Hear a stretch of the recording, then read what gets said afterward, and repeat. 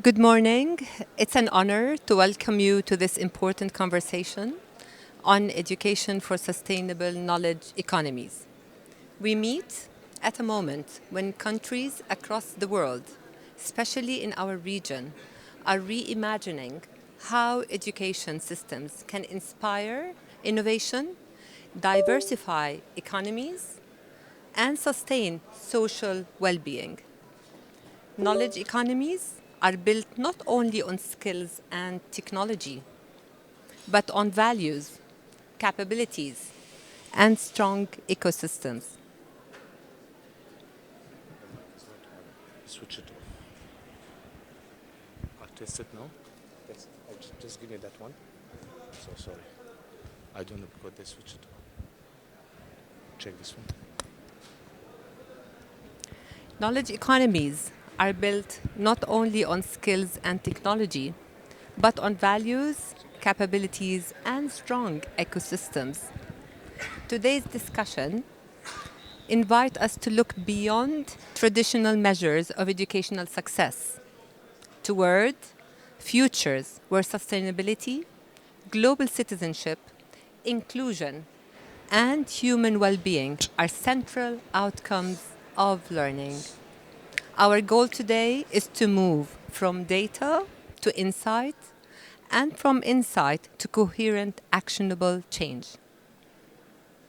This morning, we are joined by four distinguished global experts whose work continues to shape education systems worldwide.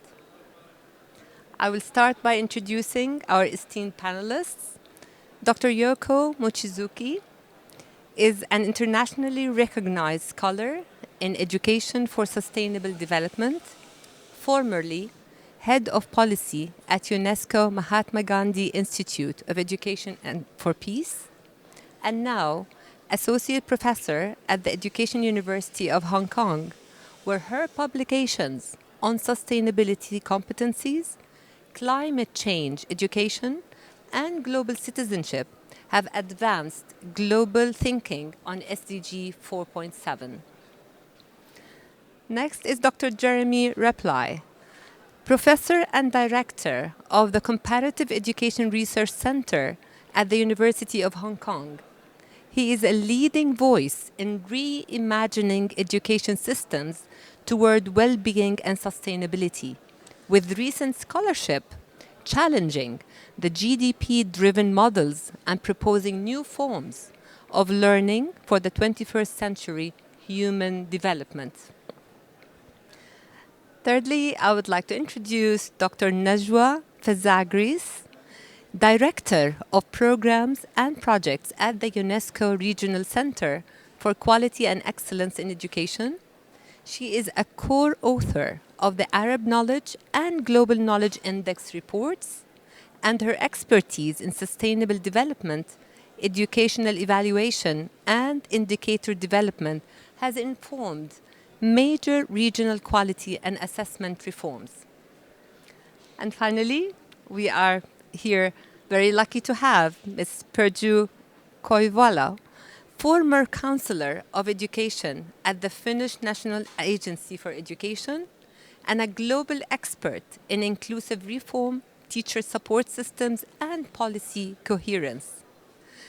Ms. Perju led Finland's national curriculum work on inclusive and special needs education and multi-sector support services with influence across Europe, Africa, and Asia. Together, our panelists' perspectives bring powerful insight into sustainability, well-being, data-driven policymaking, and inclusion, the essential pillars of sustainable knowledge economies. Without further ado, and with this foundation, it is fitting to begin with the global trends shaping these pillars. I will start with Dr. Yoko. You have spent 2 decades shaping global thinking around education for sustainable development and SDG 4.7. From your perspective, what emerging trends in education do you believe are most critical for building knowledge economies that are sustainable, ethical, and globally connected. Thank you very much. So just to give some context at the beginning, education for sustainable development and global citizenship education, these are now included in SDG Target 4.7. Of course, there are 169 targets in the Sustainable Development Goals. So it seems like just one out of 169. But among SDG 4 targets, when SDGs were adapted, SDG 4.7 was considered as the most pertinent to the moral purposes, moral and societal purposes of education. And SDG Target 4.7 on education for sustainable development and global citizenship. This has critical importance because it is the first time the value-based and action-oriented education initiative is included in the global development agenda. So SDG 4, which we all know, very important. It's a key enabler for sustainable development. And because of the SDGs, education for sustainability, environmental education, global citizenship education, these are more recognized. But it has a long history. Before SDGs were adopted in 2015, there was the United Nations Decade of Education for Sustainable Development, which ran from 2005 to 2014. And I was involved in the global implementation of the Decade of ESD from 2005, from the very beginning. And when I first working on ESD, it was so marginal, it was so peripheral, even within the United Nations work. And I started working at UNESCO in 2011. Even then, ESD was a very marginal part of the education sector work. And the discussion on formulating SDGs started in 2012 with Rio Plus 20, celebrating the 20th anniversary of the first Earth Summit in 1992. And actually, in 1992, when the first global blueprint for sustainable development, which is Agenda 21. Agenda 21 included in Chapter 36 the importance of public awareness and education. And Chapter 36 of Agenda 21 is generally considered as the foundational international text on education for sustainable development. So it was already, there was a international consensus on the importance of education for sustainable development. But it's only very recently that people started really realizing the importance of education for sustainable development. And today, even university rankings, there is for example, the Times Higher Education Sustainability Impact Ranking. Because of this, a lot of universities around the globe, they started taking sustainability and education for sustainability very seriously. So because I have witnessed how the movement for education for sustainable development evolved over years, I'm very excited to see that this is becoming more mainstreamed, and there's more like very high recognition on the importance of education for sustainability in the Global Knowledge Index. Yes. It's very interesting. Very interesting, Dr. Yoko, to take us through the history and the development of the importance of education for sustainable development. If I can ask you further to tell us how can education systems embed sustainability and global citizenship competencies, but not as an add-on, because this is the problem sometimes, is these sort of trends come in and they become an add-ons, but unless they become core drivers of economic and social transformation, it doesn't really get the results at the end. So if you can share with us a little bit more about how can education systems embed this sustainability and global citizenship competencies. Thank you. So I would like to make 2 points. The first point is what was already included in the chapter 36 of Agenda 21. So this chapter talks about 4 major goals.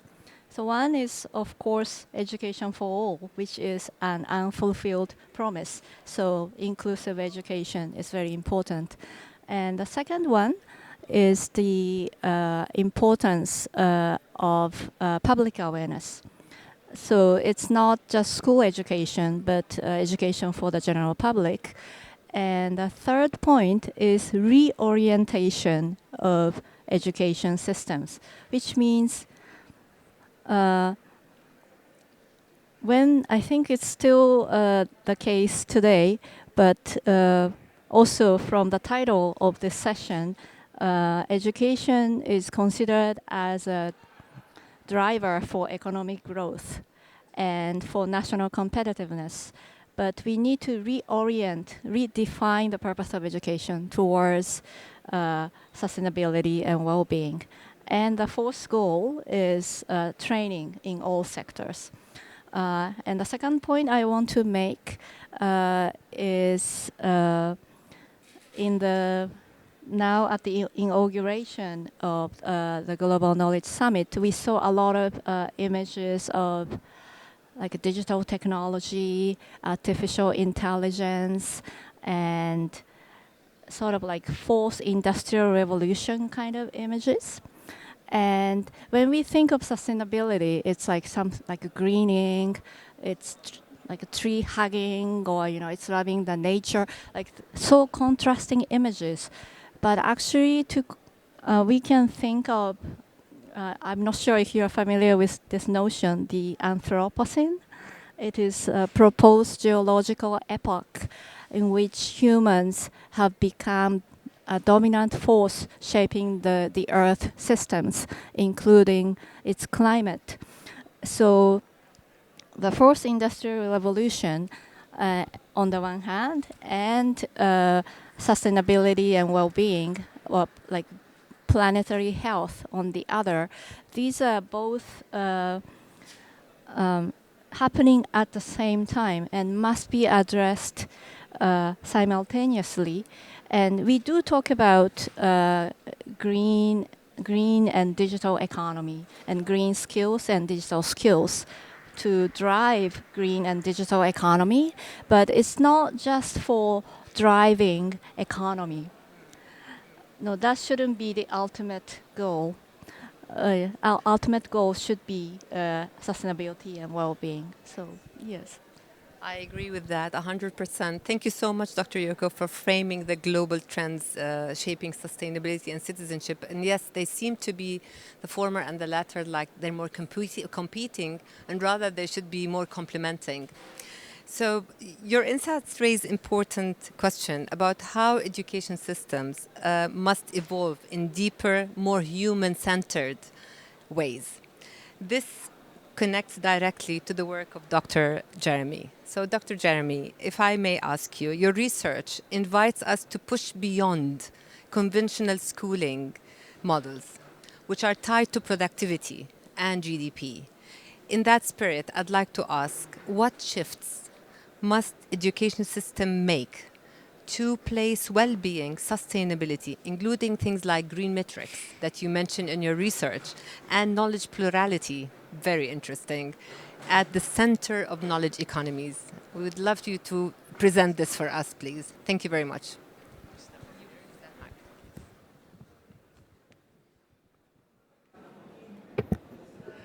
So hello everyone. Can you hear me okay? Good. So I'm a professor, so I tend to be a little more didactic. I have to have PowerPoints and I have to stand up, give it a more professorial air. But it's my great honor to be on the panel with so many distinguished thinkers and leaders in the field of education. And what I'd like to talk to you about in answering your question is some of the work that we did on the Global Knowledge Index. I think it'll officially be released later, but we thought a lot about the questions that you raise about well-being, sustainability, and how those have really become the new trends in education. And it may not often seem like that because we've had 20 or 30 years of the discussion around GDP and economic growth. But I think really the GKI, the Global Knowledge Index, is at the front edge of sort of opening the space to think in new ways about how we measure what we value in education. And I'll show you it's not just the GKI in a moment, but actually major global organizations such as the OECD and others are really taking this turn. So I'd like to begin with this strange picture. It may look like a random picture, but you see some children here reaching for a football, this American football. And you may have a question what this has to do with today's Global Knowledge Summit, but I think this is a wonderful metaphor for how we have built global metrics, how we have come to measure education. So for the first measurements in education started in the 1960s, 1970s, and they have increased exponentially. So the biggest measurements now are things like the PISA test, the OECD PISA test, where we measure math, science, reading, and increasingly some areas of well-being.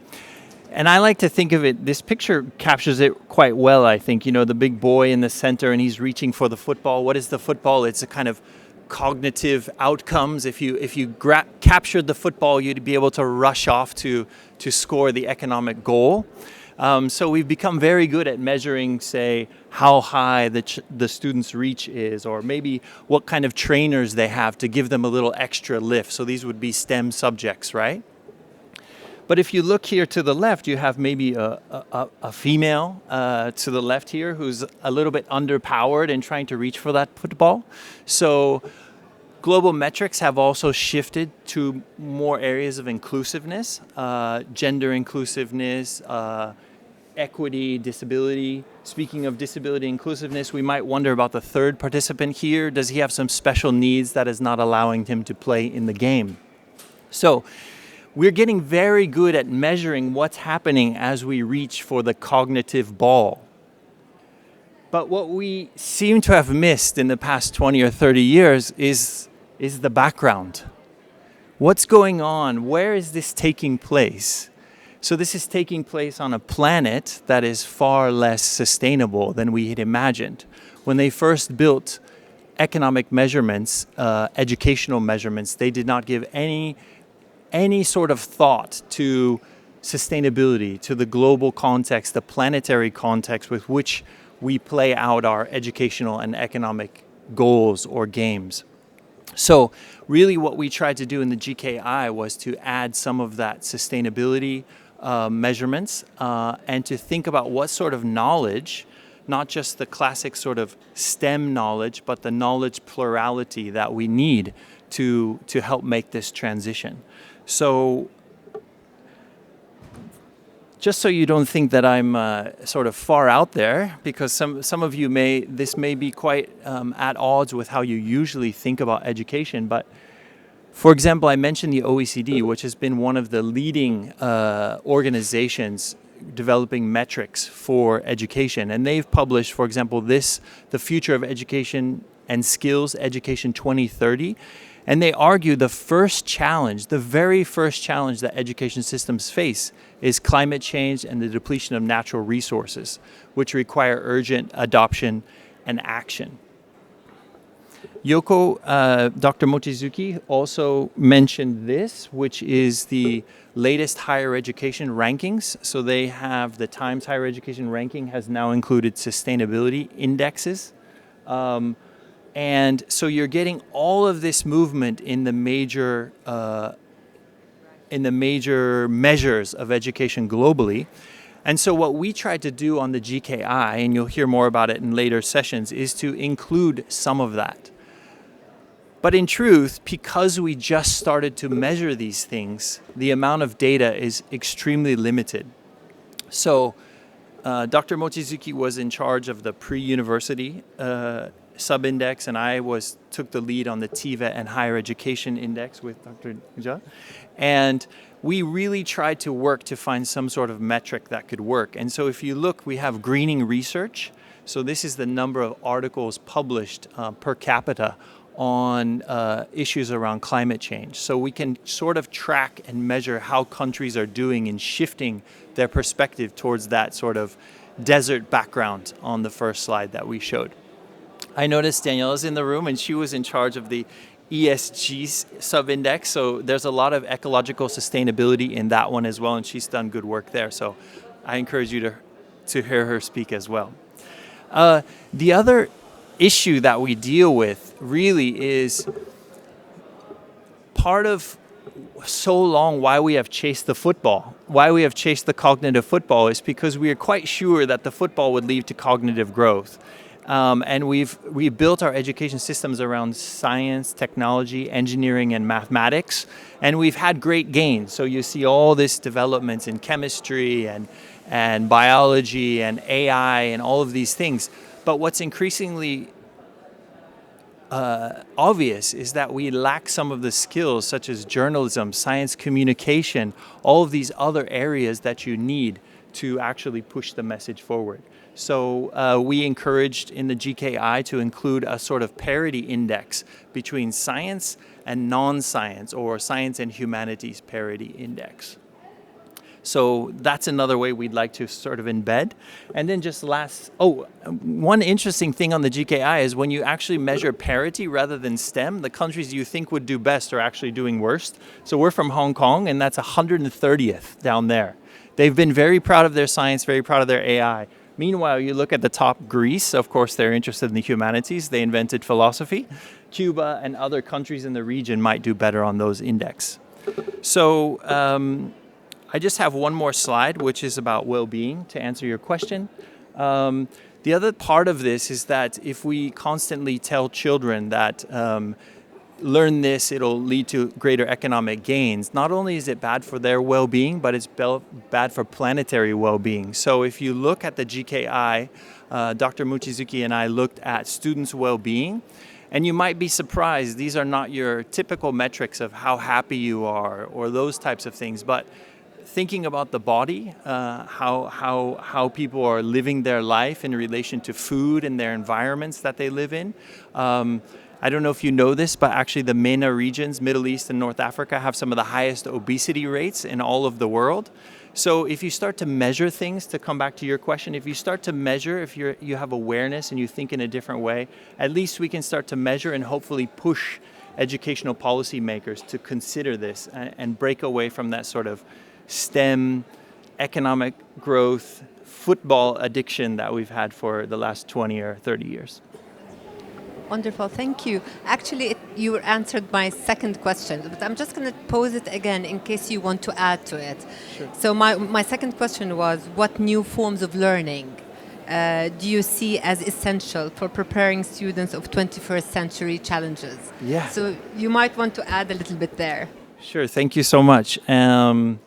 So you know what's really interesting about the moment we live in is that for the past 20 or 30 years, we've been telling students that they should improve their science, technology, engineering, and math skills.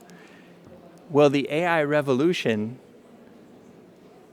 makes all of that knowledge, in a sense, irrelevant, redundant. I mean, it's very important, but now you can type it into AI and you can set up AI systems that do all of that work for you much quicker.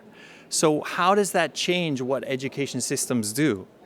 This might be surprising to all of us in the room, but I'm going to say that actually, in the current context, the sorts of learning we need going forward might be the sorts of learning we left in the past. So things like how to eat. We came from Japan. A lot of systems in East Asia have very well-developed school food programs. I can tell you from higher education, for example, I think we were talking about this. Students can use AI now to write thesis so well that what are we doing to respond to that? We're actually going back to oral examinations. So we're going back to older forms of education to ensure that what we value is not lost.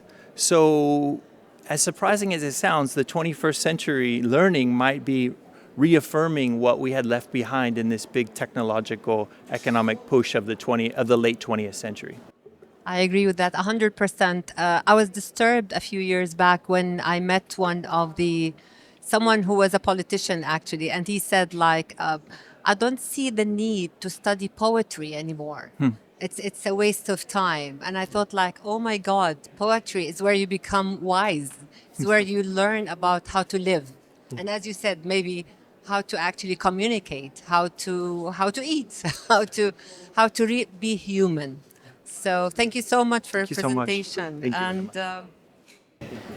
And now I'd like to move to the talk about the index, which is the big thing in this summit today. And with us here, we have Dr. Najwa, who is the expert and the producer, one of the producers. So Dr. Najwa, your work with the Global Knowledge Index gives us that essential diagnostic view.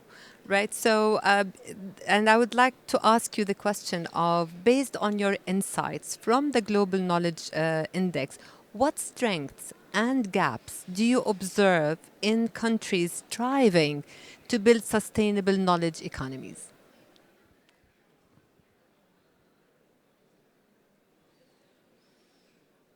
I think you keep it so you hear yourself. Yeah. You can just speak, yeah.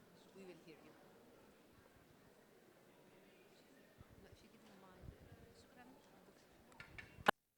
Ladies and gentlemen, I extend my sincere thanks to Dr. Nadra and also to Dr. Yoko and Dr. James for all the valuable insights and information that you've shared with us, and particularly for your very significant contribution to the development of both the Pre-University Education Index and the Higher Education Index.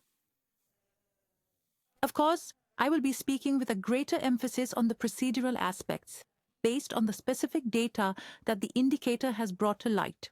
The Global Knowledge Index, particularly focusing on the education sector. I primarily concentrate on pre-university education, considering it a fundamental and essential pillar for any national project or initiative aiming to transition towards knowledge-based economies.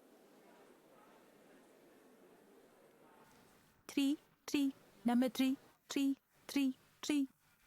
Yes. Okay. When we carefully consider the outcomes that have emerged from the latest edition of the Knowledge Index, specifically within the domain of education, it becomes evident to us that there is a distinct set of global trends. These trends are almost universally shared across all geographical regions, and this notably includes the Arab region. We observe that there are indicators that are considered positive, whether it's at the level of enrollment. For example, there are positive indicators regarding the improvement of the educational environment and also at the level of resource availability. All of this indicates that there is, to some extent, a foundation. This is a suitable occasion for the launch and implementation of a project aimed at developing knowledge economies. I won't weigh down your ears with a lot of figures, but I will provide you with a few illustrative examples as you are analyzing the outcomes that have been generated. For instance, at the level of enrollment, we observe that in the Arab region, when we compare it with other global regions, the average score tends to be around 60, whereas in many other regions, it typically hovers around 70. This clearly indicates that the overall difference is not substantially large. For example, when we compare the spending percentage and also the overall spending level globally, the spending level ranges from 30% in the Arab region to 36% in the economic cooperation zone. This means the difference is not a very significant one either. Similarly, regarding a key pillar within our pre-university education index, specifically the learning environment pillar, the learning environment and educational resources, we also find these figures in the Arab region hovering around 60%. They reach 72 to 76% in the Europe and East and Central Asia region, and they reach 76% in the OECD. What this means is that, from this particular angle, we observe that the Arab region, in terms of its overarching trends, is indeed heading in the very same direction. And this you can certainly regard as one of its key strengths. However, the significant dilemma and the striking paradox, it becomes evident when we compare the outputs, pause, meaning that at the level of inputs, we are almost, pause, that is to say, progressing in the same general direction, pause. However, when we direct our attention to the outcomes and results of the Arab region, pause, specifically concerning the output-related achievements or the overall quality of learning, pause, that's when the disparity truly manifests. We really find a very significant paradox. We are witnessing a very significant and substantial decline in this particular aspect. It's as though we are commencing with precisely the same volume of inputs of identical quality, yet ultimately we arrive at points of extremely vast and profound divergence. To illustrate, for example, I'll provide a specific figure regarding the quality of education within the Arab region. We haven't managed to surpass a score of 36. While this number reaches 65 across the entire Europe and Central Asia region, it then climbs to well over 90 within the OECD. For example, if we were to take these very same outputs and examine them within the Arab region, we would find them to be around 49, whereas in contrast, we observe them reaching as high as 75 or even 76% in other geographical areas. When I mention other regions, my comparison specifically focuses on Europe, Central Asia, and the Economic Cooperation Organization region. Consequently, we can clearly observe here that in the Arab region, there is a significant gap in educational outcomes and also a noticeable deficit in the quality of learning itself. What exactly does this situation imply? It signifies that the substantial amount of resources we are currently investing is not yielding the equivalent educational returns or benefits. And it is critically important to fully comprehend this reality by carefully examining the data provided by this specific indicator. So, therefore, looking at all these results, as I said, I don't want to burden you with too many numbers, but we can draw some messages or lessons from them. It is the case that achieving quality and the crucial transition towards knowledge-based economies and the realization of truly sustainable development will undoubtedly require perhaps a thorough reconsideration of these foundational concepts themselves, and most importantly, a careful examination of how we effectively utilize our resources. Because the problem, it has become abundantly clear, is not fundamentally a problem of resources. I mean, we in the Arab region cannot possibly claim or make the excuse that we are in a state of complete deprivation of resources or that we are entirely lacking suitable educational environments. This means that argument is now completely finished. Secondly, this also leads us directly to the second important idea, which is that the entire process of development, it's not about simply injecting resources, meaning it's not merely about saying that we need to increase them, because we often state that we absolutely must introduce additional resources. The fundamental idea of a knowledge economy, in its very essence, does not rely on the sheer accumulation of resources. Instead, it is founded upon the transformation of knowledge and the maximization of its inherent value. Therefore, the resources themselves, if we fail to effectively employ them, this implies that we will never achieve this crucial transformation towards knowledge-based economies, and consequently, we won't be able to realize sustainable development. Moreover, I consistently focus on the specific situation of the Arab region that the concept or objective of shifting towards realizing economic prosperity and development. It truly requires us to address this gap between resources and revenues. I performed a very simple calculation, which is the efficiency index, and here I speak truly under Dr. Ali's supervision as the overseeing statistician. The process. The equation is quite simple. I took variables from the inputs and variables from the outputs, and then I performed this equation. For example, I divided the output score by the resource score. This means it's an indicator that ranges from 0 to 1, and it can even exceed 1. The closer this value gets to 1, the more it clearly indicates a high level of efficiency. So, when I undertook this analysis, I specifically examined the output aspect and then compared it directly with the available resources. I discovered that in this particular region, it does not exceed 0.4, while it actually reaches 1 in Europe and goes up to 0.9 in the OECD. The same thing happened when I considered the quality of education. I compared it with the available resources and the learning environment, which are essentially the inputs, and I discovered the same pattern. This indicates a substantial decrease in overall efficiency. Therefore, in the Arab world, it is imperative that we address this issue. We must actively work on closing this significant gap so that we can successfully overcome it. And the lesson we can conclude with this so I don't make it too long. Among the other crucial lessons that we have also learned, and which clearly emerged from the comparison of various nations and regions, is that all the other systems are functioning together in perfect harmony, meaning that every single one of the pillars included in the index, they provide mutual support and operate collectively. Whereas we are observing that in numerous countries, the resources are steadily increasing, the overall environment is clearly improving, but conversely, the resulting outputs are quite weak, and the quality is very poor, which essentially means that there is a complete lack of substance. This integration, which ultimately leads to, therefore, it is impossible for an educational system to truly succeed in propelling us towards knowledge-based economies and achieving sustainable development if it does not guarantee this crucial cycle, this vital life cycle, which empowers the transformation of raw resources into valuable knowledge. Perhaps knowledge translates into value, and that value in turn generates a truly sustainable impact, a lasting impact. Because without this crucial cycle, this essential loop, without the presence of resources that can effectively lead to knowledge, which then leads to tangible value, and ultimately to a meaningful impact. And that impact, in its own right, will then support and strengthen those very resources. So, without this vital life cycle, this profound transformation that we so deeply aspire to will simply not be realized.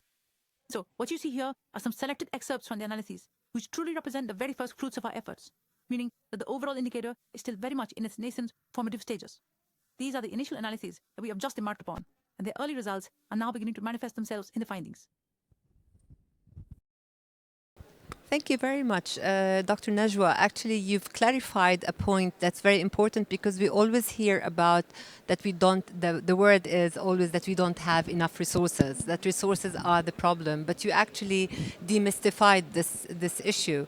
When we spoke together earlier, you said there's like a black box in between resources and outcomes, and if we don't focus on really resolving this black box. And you mentioned to me earlier that we need data.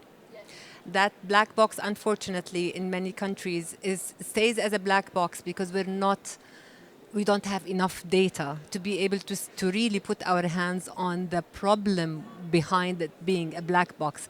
There is not enough transparency. Thank you so much, Dr. Najwa. I will move now to inside the schools. And inside is the real, I think I would say the real dynamo in education, which is the teachers and the schools. So we are here today, we are very lucky to have Ms. Purdue with us. And I would like to pose the following question.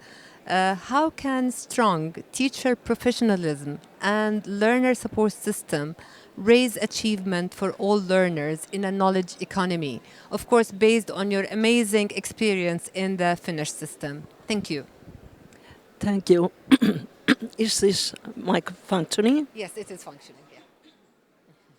Thank you for the question.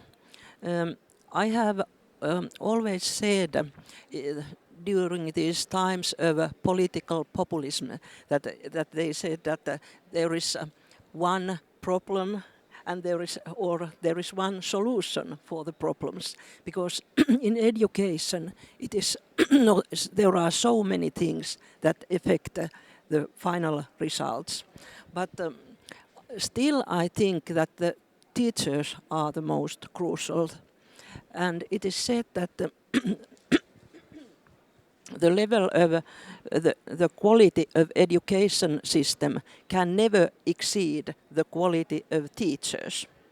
And now we have to think how we get the best students to apply to teacher studies. We are lucky in Finland that it's the best students, and only sometimes it depends on the university, maybe 10% are accepted to the studies from the applicants. And traditionally this based on the fact that the teacher's profession was very much appreciated in our society. But nowadays, young people, they want more, something else than appreciation. Of course, there is still left that, but now they think more what kind of work they will do. Do they want to do that work? And of course, what gives them motivation to apply and work and keep on going, that they don't change their profession. So we need to have a good pre-service education. In Finland, we have master degree education from primary level, and the studies are combination of practice and studies, research. So they give skills to work with students in a practical way, but they also do their own study, master studies, so they know that everything that they do have to be evidence-based. There's some noises. We can clearly hear you. Yeah, there were some voices. Okay.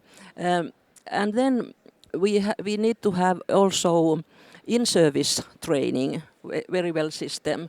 We have, for example, compulsory 3 days per school year, but usually teachers do more. This is a paid in-service training that they get. But then I think the most important thing is that they have a lot of autonomy in Finland. They can decide on pedagogy, what pedagogical methods they use, what materials they use, how they use their teaching, and also how they assist if they have students have achieved the objectives. In the national core curricula, there are only objectives and of course contents, but then it's free for the teachers how to implement. And I think nowadays young teachers appreciate a lot of that kind of autonomy. It's OECD, one OECD research that said that in Finland it's very high on autonomy in very different issues compared to many other countries. And this kind of autonomy gives also the flexibility for the teachers. And Andreas Schleicher, director from OECD, have said that if we have a low performance country, the kind of strict framework and instructions for the teachers, what to do, how to do, what is this exact content, what is your pedagogy, exactly how you assess that. It helps this kind of countries to to improve to the medium level. But if you want your country's quality of education to be higher than the medium level to excellent, then there has to be flexibility. And this flexibility is on the hands of the teachers. But they have to have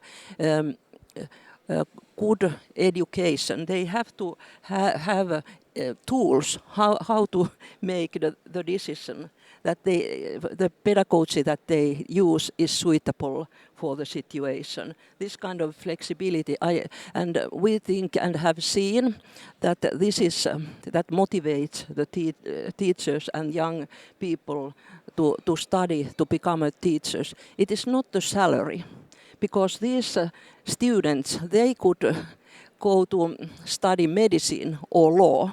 That is much better paid, but still they choose to become teachers, and also we trust on them. We don't have surveillance, or how to call it in English, but they are autonomy. And then what comes to the support system, I think early intervention and prevention, they are the most important thing. Of course, we have those children who have severe disabilities, and of course we need to help them and support in every way. But then we have a lot of students who have minor difficulties, and if we don't prevent them beforehand or doesn't support as early as possible, then they come worse, and we lose a lot of and the life, and this could affect also the behavior if they don't learn. This can also affect school attendance. And today we speak about a lot of autism spectrum children and young people, and these are many ways behind many difficulties in learning and school attendance. And we have to know better.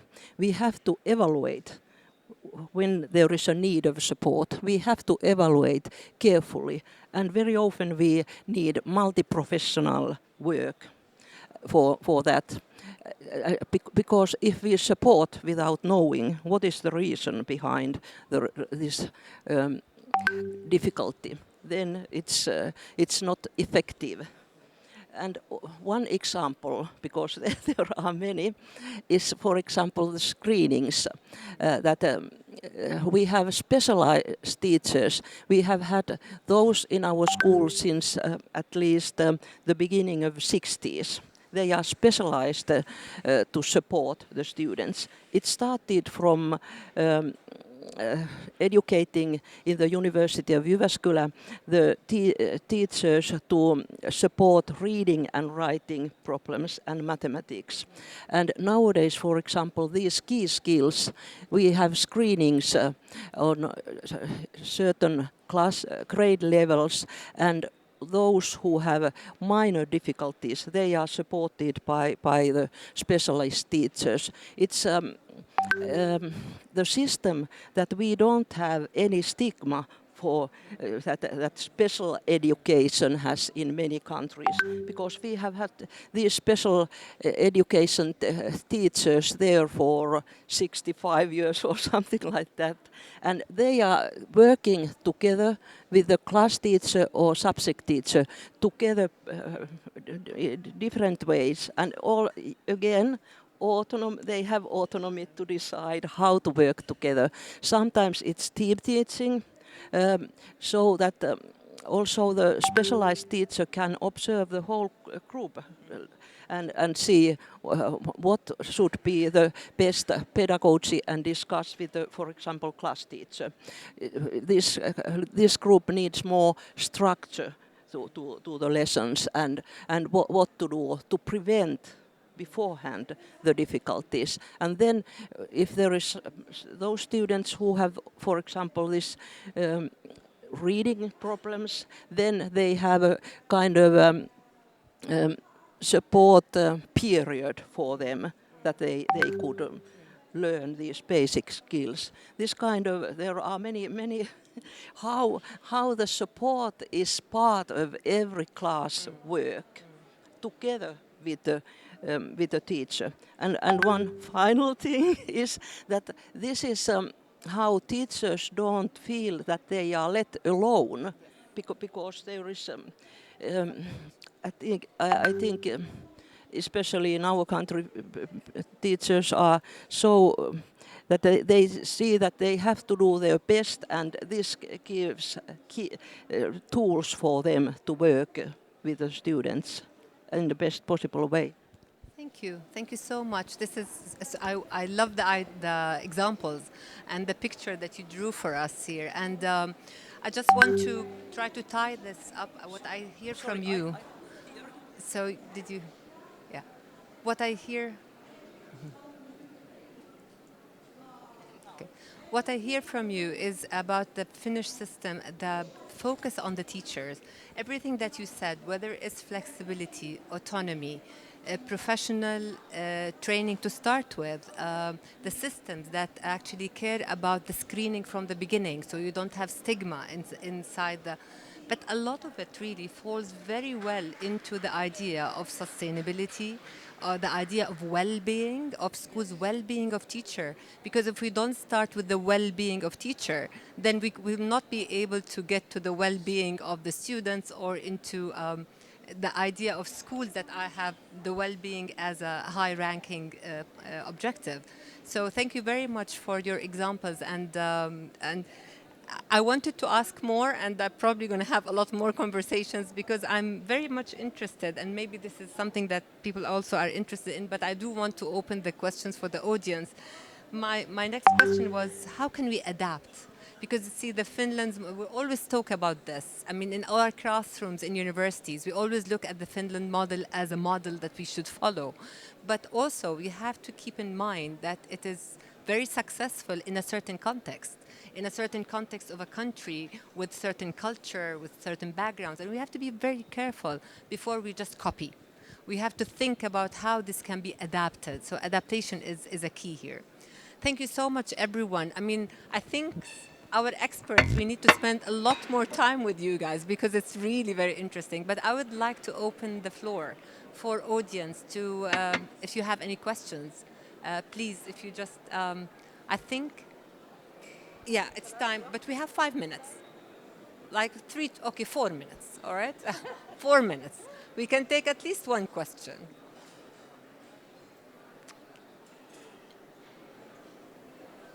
Well, okay, if there are no questions, then this allows me to go to my final point here, which I would like to ask. Oops, I have to find my question. Okay, I would like to just to ask you all to, if you can give us just a final word, you know, just a final takeaway or a final, I would like our audience to leave with a final takeaway from you. So if you'd like to just have like half a minute of a message to our audience before we finish this amazing panel. Okay, so we talk about like transformative learning, and I would like to emphasize the importance of transforming how we relate to each other, and also how we relate to the nature, to the environment, to the ecosystems that support our lives and livelihoods. Thank you very much for everyone's attention. I think the final message I would like to leave is that for those of you in the UAE or in this region, I think that so much of what you see on the street is actually forward thinking, the next generation. The cities are built, the apps, everything is forward looking. But yet in the education sector, sometimes there's a tendency to be feeling like you're catching up. So lean into your world leading status. Think about the future of education, not catching up with the past. I think that's a very important message. And you can do it in the UAE. My final point, then, is related to the indicator. I truly wish to underscore that, even in this present day, the very essence of data and the policies that are built upon data serve as the fundamental basis for shaping and engineering our future. Indeed, without comprehensive data, and without the crucial ability to effectively analyze that data, there will simply be no capacity whatsoever for effective strategic planning, and consequently, for any meaningful progress. Therefore, the Arab Knowledge Index should be regarded as a significant resource, not merely a technical one, but rather, it truly represents a strategic asset. So, we must ensure its optimal utilization, because data holds no real value if it simply remains as figures buried within the pages of reports. I totally agree that we cannot copy the system from other countries, but still I want to emphasize the importance of teachers' role and how to support that. The teachers are crucial. And then there are different ways how to improve the learning and also the support school attendance, and you have to carefully think what is suitable to your system so that the students could learn in their full potential and be also happy. Because well-being is going together with education. If there is no well-being, there is no learning.